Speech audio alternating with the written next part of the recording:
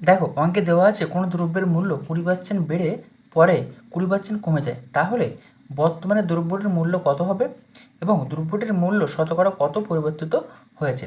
দেখো এখানে দেখো 20% বেড়েছে, তো আমরা জানি যে কোনো দ্রব্যের মূল্য 20% বেড়ে গেছে, তাহলে যদি আমরা ভেবে নিই যে কোনো দ্রব্যের মূল্য 100 টাকা, তাই তো, তাহলে 20% বেড়েছে, তাহলে প্লাস 20, কেন 100 টাকা হলে 20% বাড়লে হবে বর্তমান দাম হবে 120 টাকা।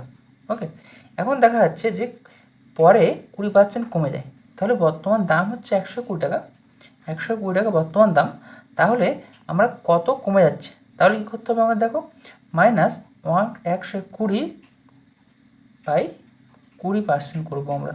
ওকে, তাহলে আমাদের যে টোটাল এখন যে দামটা আছে সেই দাম থেকে আমরা বর্তমান যে 120% কমছে সেটা আমরা বিয়োগ করে দেবো।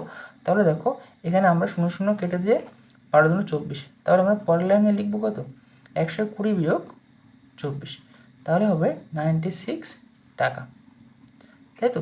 তাহলে এখানে দেখো বর্তমানে সেই জিনিসের দাম কিন্তু 96 টাকা হবে। এখন বলা হচ্ছে যে দ্রব্যটির মূল্য শতকরা কত পরিবর্তিত হয়েছে, অর্থাৎ দ্রব্যটির মূল্য শতকরা কত পরিবর্তিত হয়েছে, অর্থাৎ দেখো আগে ছিল 100 টাকা দাম, এখন কিন্তু দ্রব্যটির মূল্য 96 টাকা, তাহলে 4 টাকা কমেছে, তাহলে বর্তমানে কিন্তু এই শতকরা পরিবর্তন হয়েছে, অর্থাৎ 4% কী হয়েছে, কমে গেছে, 4% কমে গেছে, বর্তমান দ্রব্যটির মূল্য হবে 96 টাকা।